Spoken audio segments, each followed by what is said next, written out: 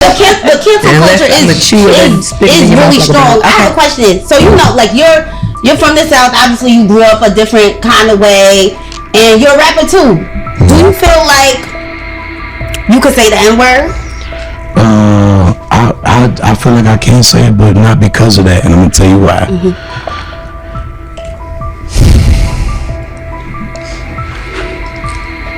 I wish there were some black dudes in here.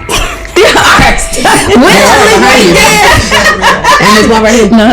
Okay, well, we're gonna use him. Okay, that's my manager. Hey, Will. Me and Fee know what's up. Will, you're black? I'm paying. What the fuck are you gonna do about it, Welcome back to A Devilish Mind. I want you to imagine something real quick. Imagine walking into somebody's house, kicking your feet up on their table, talking crazy to their family, and then saying, "You can't check me, I earned the right to be here." That's basically what this new rapper, that Mexican OT, just did on national media. And somehow there are people that should be offended, as it is a blatant disrespect to them, but yet still, they are giving him a pass. Let's talk about it. That Mexican OT, a rising Mexican rapper out of Texas, was on the Lip Service podcast the other day with former Breakfast Club co-host Angela Yee. When he was asked a common question that seems to be constantly asked to non-black rappers for some reason, that question being, should you be saying the N-word, or even do you say the word at all, I guess?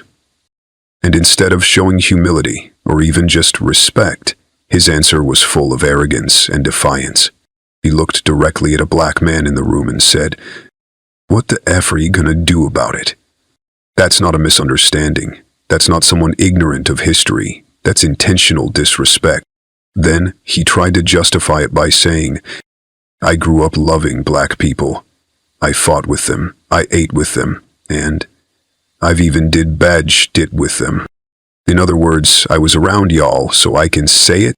And when pressed even further, he doubled down and said, "I went to the jungle and earned the lion's head. I'll dominate anywhere." Now let me ask you this. Since when does being around black culture give you the right to own it? This culture was built by us, for us, out of struggle, resistance, and survival. Not just anyone gets to use the language that came from that pain. But here's the real problem. It's not just that Mexican obese. Because when you let one person say it, others follow. Ryan Garcia, a Mexican and Italian boxer, literally said online that he hates N-words. And he didn't whisper it, he shouted it. He called black people all types of names. And somehow, nobody canceled him. He still got black people around him. Still getting love like nothing ever happened. People thought Ryan was trying to use you as a pawn as he shook your hand on camera after the racist rant. Did you know about the racist rant before? Yeah. You cool with Ryan? I am cool with Ryan. First of all, I don't know if that was really him saying all that racist stuff. Second of all, he ain't the first person that said that shouldn't have been saying that I shook their hand. So I ain't tripping on Ryan. Right. He ain't cool with me. He called me he did? He said he didn't call me. Oh, you're right. Okay. And then you got Teofimo Lopez, another Latino boxer, who called Terrence Crawford the N-word and referred to Javante Tank Davis as a monkey. When asked who he wanted to fight next, he said, "Whichever monkey wants the banana."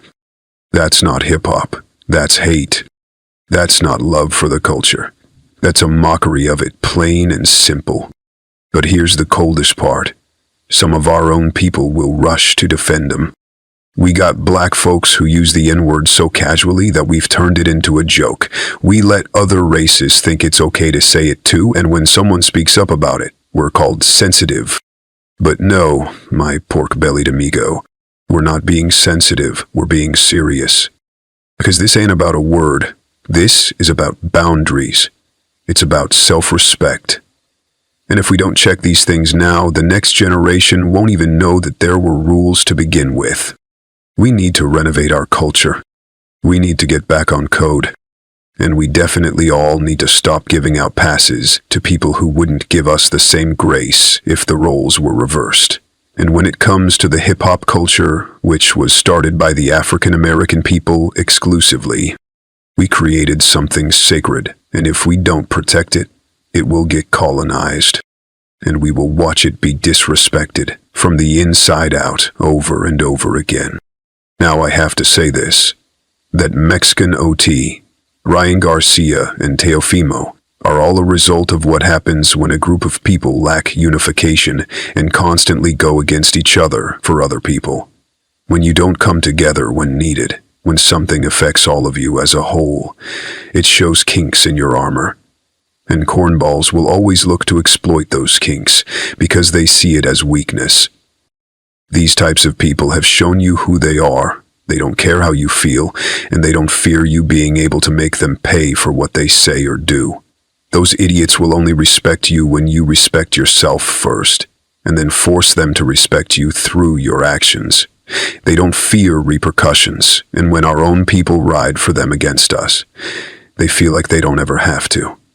Racist cornballs don't disrespect groups they know are unified or willing to come together to bring down a common enemy.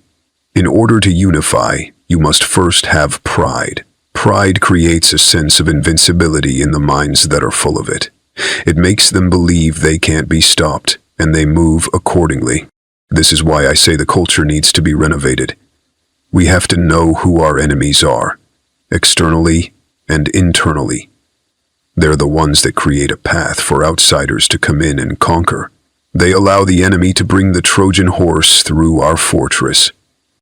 That Mexican obese ran his mouth and disrespected our community because he felt empowered to. Because, as he claims, he grew up with us, ate with us, did bad things with us, and brought back the head of the lion, so he earned that right. In short, he feels he knows who we all are, and those of us he thinks he knows made him feel so comfortable and accepted to the point he now feels respected enough that he doesn't have to respect us back. And because they allowed it, he thinks he can disrespect us all. He believes them, and he believes the propaganda the media puts out to make non-blacks have a hatred or disrespect for us. In short, he has come to generalize all of us the same. When I saw that video of Sauce Walka, who actually knows OT personally and has worked on music with him, come to his defense, using the dumbest logic to try to explain why OT can disrespect the culture and its people, it showed me he didn't represent us to the outsiders properly. He must have gotten around OT and proved his point about us all. And people using the word nigga, they're of Latin descent, specifically.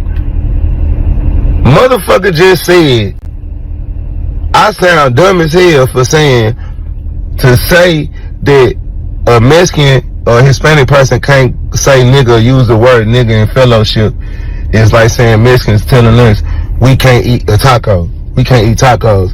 A nigga in the comments said, how can you compare a derogatory racial word to a food? Nigga, how do you racially disrespect a white person? What do you call them? A cracker. What is a cracker? Food. Dumbass nigga. What do people call Mexicans when they be disrespecting them? Tacos, burritos. Hey man, pull out their phone and record you die and suffer for views.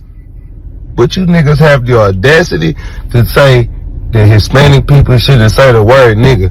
Second of all, the word nigga has already been converted into a word of love, a word of companionship, a word of brotherhood, fellowship. Nigga has not been a derogatory racist word in so long. Nigger, yes.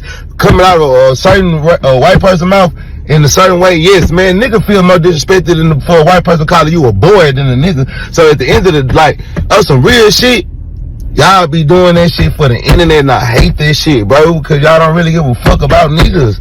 That's the part that irks my soul the most. And then, how a motherfucker disrespect the Asian person? What they call them? Fried rice, egg, same shit. So don't ever say that comparing it to food is not the same. Yes, it is, you dumbass nigga. You the dumbass idiot. Just by how he acted. Sauce was supposed to have a conversation with him, and then OT was supposed to come back and make a public apology. But Sauce allowed him to double down on his disrespect for a culture that has allowed him to be a guest in its house. Obese is set in his ways, and Sauce Walka only reinforced that belief about us. calling his own people the N-word when he speaks about the race and its people. Meanwhile, his talent comes from the very people that allowed him to feed his family and live a good life.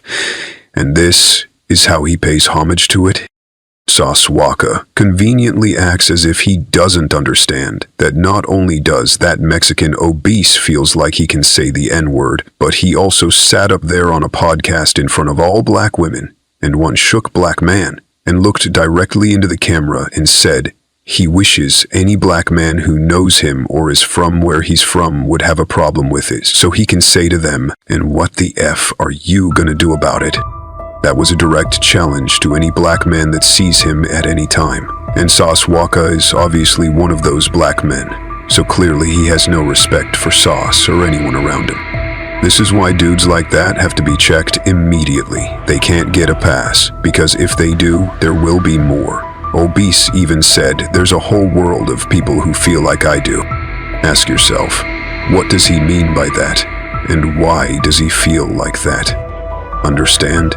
We have work to do, because he would not have said that to any other group out of fear of what could happen to his career or to himself. Teofimo, Ryan Garcia, DJ Academics, Myron Gaines, the Hodge Twins, Poetic Flacco, and others like them all need to learn respect and understand that there will always be repercussions. You have lost whatever pass you think you had, because whenever you fix your greasy ass lips to utter anything disrespectful to our brand as a whole, that pass is revoked instantly. And you're gonna find out real quick exactly what it feels like to be blackballed everywhere you see us.